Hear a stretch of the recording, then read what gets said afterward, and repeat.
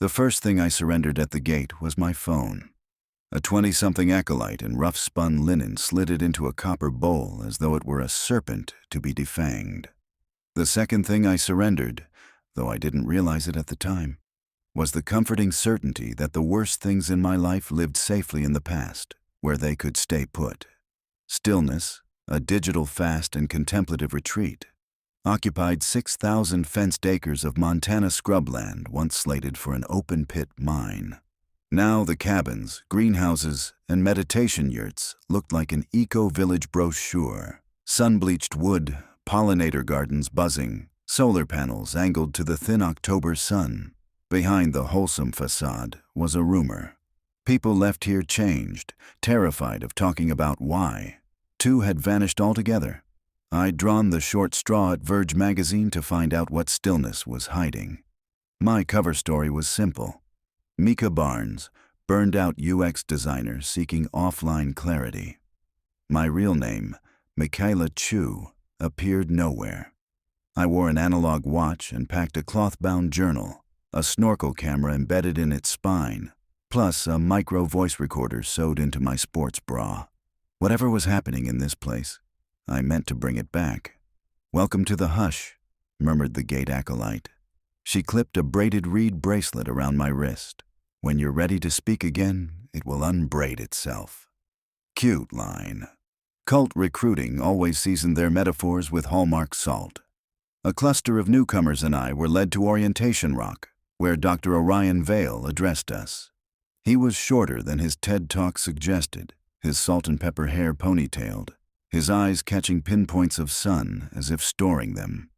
He'd made his fortune designing neuro-responsive VR, then announced a moral about-face. "Screens," he proclaimed, "colonize the mind. Attention must be liberated." Now he sold liberation for $4,000 a week. "We deprive you of devices," Vale told us, "so your deeper code can surface. Some of that code is corrupted, traumas, compulsions, ghosts you scroll past in ordinary life. Here, you'll meet them." He smiled as if promising puppies. 3 rules, he emphasized. 1. No digital technology, seen that coming. 2. Speak only during communal hours, silence elsewhere. 3. Above all, submit cheerfully to isolation inquiry, if selected. I scribbled the phrasing. Isolation inquiry. The rumors centered on that. Days 1 through 4 were almost disappointingly benign. Sunrise yoga, quinoa stews, endless chores. I volunteered for greenhouse duty so I could catalog faces. 32 residents, 15 staff. Every night after final chant, I ducked into the compost shed and whispered updates into the recorder. But the device gathered more boredom than incrimination. Then Arif Hayek disappeared. Arif, a Saudi web developer, had trimmed basil alongside me the previous afternoon, joking about sneaking coffee beans in his socks. At dawn check-in, Vale announced that Brother Arif had completed an accelerated passage and departed before sunrise. Nobody asked where. Their silence rippled like a collective flinch. That evening, I found Brother Arif's cot unslept in, his journal still on the shelf. Rule 3, I decided, was the one that mattered. I needed into isolation inquiry. I didn't have long to wait. The next morning, Vale's lieutenant, a severe woman called Sister Glenn, tapped my shoulder. "Brother Mika," she said, using my fake last name as a first, "your questions are restless. Restlessness is ripe for inquiry." She escorted me past cabins into a part of camp no map showed, a half-buried geodesic dome, its triangular panels coated in turf. A small hatch hissed open. My pulse hammered with equal parts dread and professional thrill. Hidden tech, I thought. Pay dirt. Inside, the hatch sealed. Soft LEDs lit a circular room maybe 20 feet across. Floor, ceiling, walls, every surface matte white, faintly rubberized. A lone wooden stool sat in the center like a prop on a minimalist stage. A speaker crackled. Vale's voice, silky and disembodied. "Sit, Mika. The room will listen." I perched on the stool. The lights dimmed. Immediately, the walls ignited with footage so crisp my brain forgot it was projected. I found myself back in Manhattan, 6 years earlier, G-Line subway after midnight. Empty car except for the man I'd interviewed that evening, an indicted hedge fund algorithmist named Clarkson. In reality, Clarkson had merely tossed me a greasy smile. In the projection, he withdrew a knife. My heart slammed against ribs. I tasted rusty air, the ozone sting of the actual night. The room even trembled to the train's rattle. No, I muttered, not real. But the terror of that old memory, my first death threat, flooded me as though present tense. The knife came down. I flinched, toppled from the stool. Impact hurt, floor was solid. I scraped my palm. Blood beaded. So the room included tactile stimulus, but how? The scene blinked away. Darkness for 3 seconds. Then I was 12, under my mother's hospital bed, watching her sweat through morphine hallucinations. She'd begged me to keep the demons from eating her feet. Watching now, adult me tasted lemon jello and formaldehyde. I hadn't thought of that smell for years. "Stop," I said. "That's enough." The speaker offered no comfort. Only my mother's rasp filled the room. "Michaela, do something." My breath shortened. I sank against the wall. As I did, faint lettering glimmered across the lower panels. Heart rate 138, cortisol 176.4. mmol threshold 67%. They were monitoring my biomarkers in real time. The projections adapted to spike them. Vale had solved confession by brute forcing the nervous system. When the hospital vignette faded, I braced for whatever came next. But 10 minutes passed in stillness. The walls displayed calm ocean waves, no scent, no sound. My vitals projected too, slowly settling. Threshold reversed to 41%. "Good," Vale's voice purred. "First gate cleared. Whenever you feel ready, speak to your fear." My journalist brain, amid panic, marveled. All that equipment. 360 LED walls, olfactory diffusers, haptic floors, biometric sensors, ran in a pod disguised as a sod-roofed mound. Whatever else stillness peddled, it wasn't low-tech. I had what I came for, proof this place harvested personal histories, then weaponized them. But how did they know mine so intimately? I'd scrubbed my socials, used an alias. Journalism's worst daydream flickered. They'd already uncovered me. "Speak to your fear," Vale had said. "Fine. Let him hear more than he bargained for." "My fear," I announced, standing, "is that you'll keep violating people until someone dies. Maybe Arif did, and I'm terrified I won't get the story out before you bury me too." The waves froze. The room went full black. A doorway, one that hadn't existed, clicked open beside me, revealing a dim corridor. Air smelled of data centers, metal racks, static discharge, chilled freon. I slipped through before second thoughts caught up. Behind the dome's projection chamber stretched a spine of concrete tunnel. Cables zipped overhead. Server nodes blinked amber and blue. The audio in my bra recorded everything. But without my confiscated phone, the best I could do was memorize and later transcribe. At the corridor's far end, I glimpsed Vale himself through plexiglass, seated before a bank of monitors. His back was to me, ponytail swaying as he toggled overlays.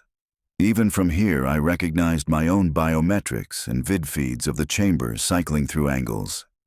He wasn't alone. Sister Glenn hovered, agitated. "The journalist is inquiring back," she hissed. Vale chuckled. "She'll fold.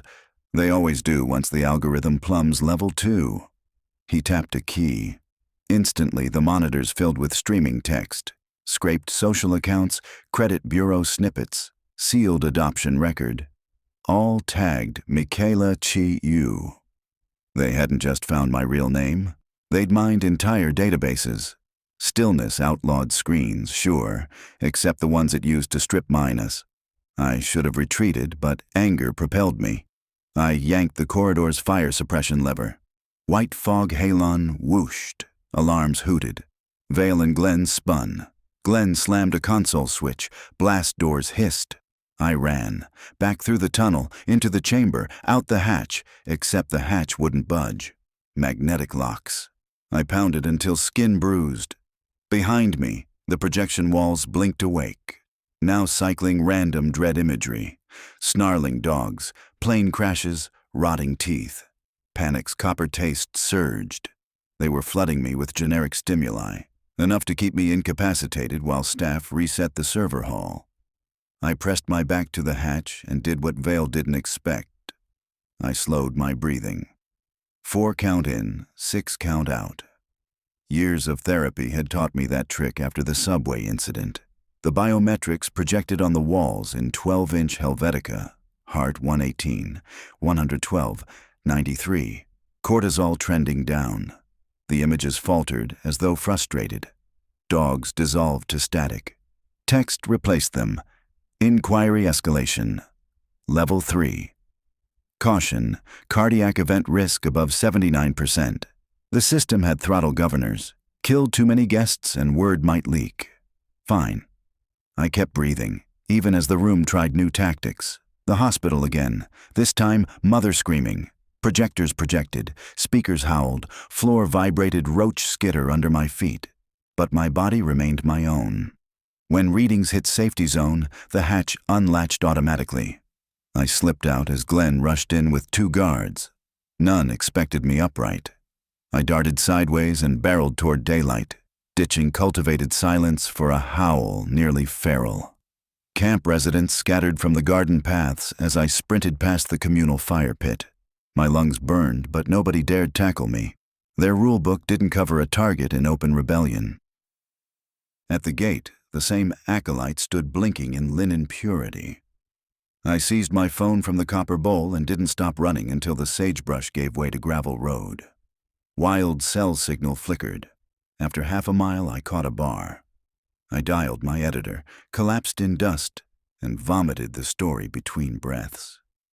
"Get me extracted," I pleaded. Within 2 hours, a rented Jeep fishtailed onto the road, piloted by Verge's Bozeman stringer, Naomi. She gawked when I climbed in, blood-streaked and bracelet still intact. The moment we cleared the ridgeline, I carved the bracelet off with her Swiss Army knife. Its fibers were titanium filaments woven with what looked like RFID thread. Naomi stared. "That's more hardware than jewelry."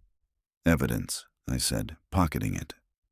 Back in Bozeman, we uploaded the audio. The halon alarm had garbled Vale's words, but Glenn's phrase, "the journalist," was crisp. The projection's voices recorded too, their biometric overlays emphasizing how deliberate the psychological assault was. Legal's early opinion: criminal negligence at minimum, possibly manslaughter if any missing persons case connected to that chamber. While editors hammered sources, I crashed at the motel, consciousness yo-yoing.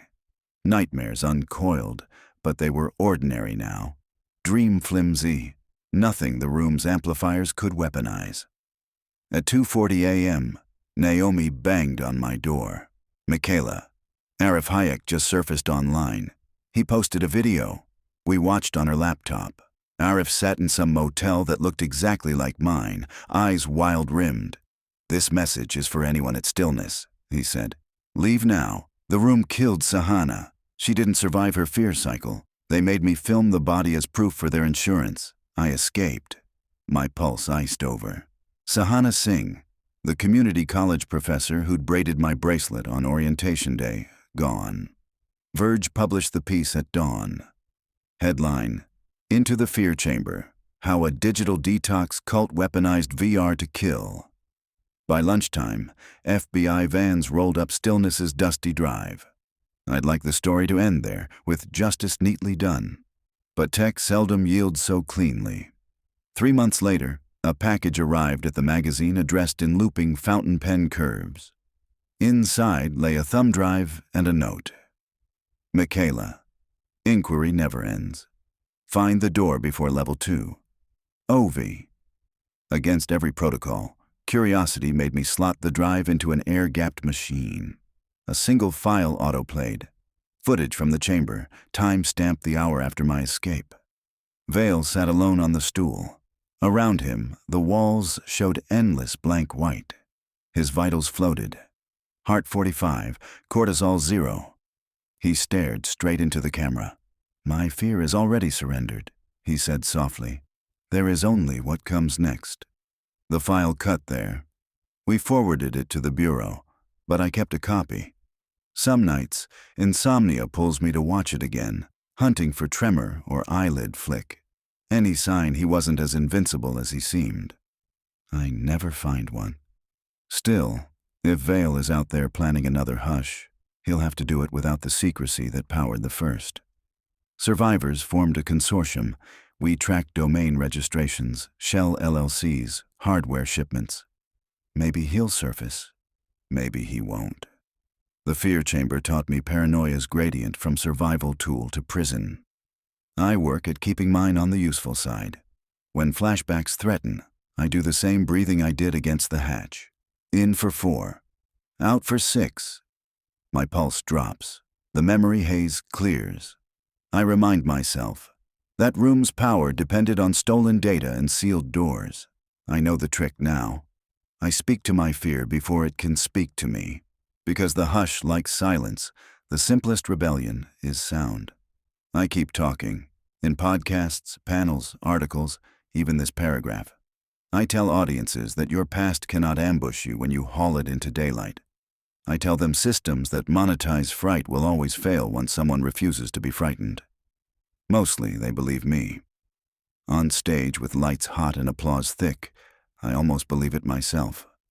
Then, late at night, I remember the smooth chill of white walls, the micro shivers of haptic spiders underfoot, my mother's deathbed voice modulated into surround sound.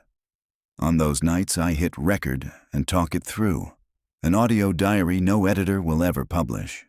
The red light glows, exactly the size of a pupil in a dark room. If the world is still listening, let it. If the hush strains to eavesdrop, let it hear the one thing it cannot weaponize. I know you're there. I'm still here too.